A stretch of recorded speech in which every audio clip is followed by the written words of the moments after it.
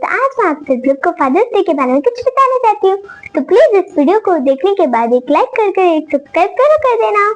Fathers day દર વર્ષ જૂન માસના ત્રીજા રવિવારે ઉજવાય છે। આ દિવસ પિતાજી માટે બહુ ગૌરવની વાત છે।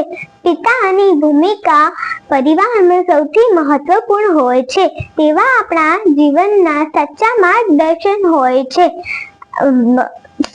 ફાધર્સ ડે ના દિવસે બાળકો પપ્પાને ગિફ્ટ આપે છે અથવા શુભેચ્છા કાર્ડ બનાવે છે।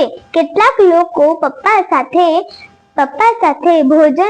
બહાર ભોજન કરવા જાય છે। અમે અમારા પપ્પાને આ દિવસે આઈ લવ યુ પપ્પા કહીને ખુશ કરીએ છીએ। પિતા આપણા જીવનના રિયલ હીરો હોય છે।